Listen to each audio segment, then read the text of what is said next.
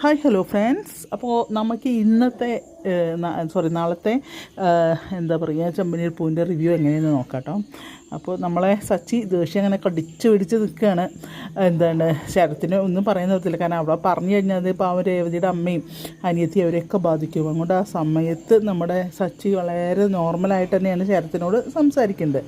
അത് കഴിഞ്ഞ് അപ്പോൾ പരിപാടിയൊക്കെ കഴിഞ്ഞ് ഭക്ഷണമൊക്കെ കഴിഞ്ഞ് അവൻ പോകാൻ നിൽക്കുമ്പോൾ സച്ചി പിന്നാലെ കൊണ്ട് സിറ്റ് ഔട്ടിലിട്ട് അവനെ പിടിക്കുന്നുണ്ട്. അതും അറിയും, നീ ഇപ്പോൾ എന്തിനാ അങ്ങോട്ട് വന്നതെന്ന് എനിക്ക് നന്നായിട്ട് അറിയാം. നിന്നെ ആരാ പറഞ്ഞയച്ചോന്നറിയാം. പക്ഷേ ഒന്ന് നീ മനസ്സിലാക്കി, ആൻ്റണീൻ്റെ ഒരു പരിപാടി ഇവിടെ നടക്കില്ല, മനസ്സിലായോ?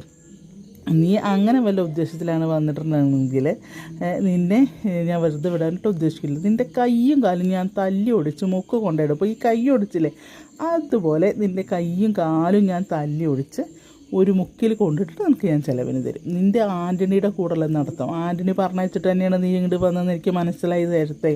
പിന്നെ ഞാൻ ഇവിടെ ഒരു സീനാക്കണ്ടെന്ന് വിചാരിച്ചിട്ട് പറഞ്ഞതാണെന്നറിയും. അങ്ങനെ ശരത്തിന് മനസ്സിലായി സംഭവം. അവിടെ അവനും അതിനെ ഉദ്ദേശിച്ചിരിക്കുന്നത് ഇവിടെ നിന്ന് പരിപാടിയൊക്കെ ഒന്ന് കൊളാക്കുക എന്നുള്ളതിനെ ഉദ്ദേശിക്കും. പക്ഷേ അത് എന്തായാലും ചീറ്റിപ്പോയി.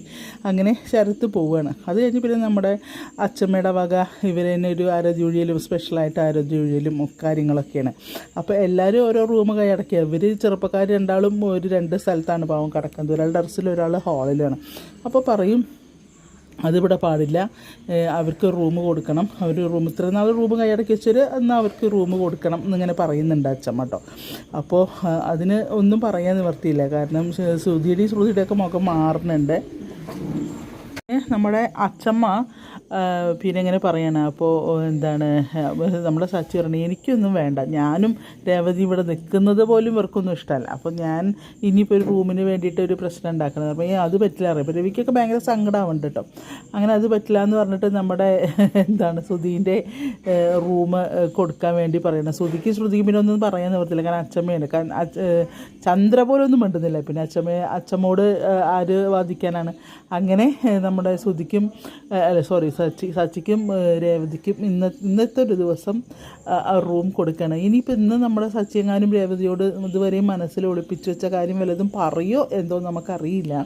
എന്തായാലും നല്ല രസമുള്ള റിവ്യൂ ആണ്. നാളത്തെ ഏതായാലും മിസ് ചെയ്യേണ്ട കാണുക എല്ലാവരും. അതുപോലെ എൻ്റെ ഈ ചാനൽ നിങ്ങൾക്ക് ഇഷ്ടപ്പെടുകയാണെങ്കിൽ ഒന്ന് ലൈക്ക് ചെയ്ത് സബ്സ്ക്രൈബ് ചെയ്ത് ബെല്ലൈക്കണൊക്കെ അമർത്തി ഒന്ന് സപ്പോർട്ട് ചെയ്യുക. വളരെ കുറച്ച് സബ്സ്ക്രൈബേഴ്സേ ഉള്ളൂ.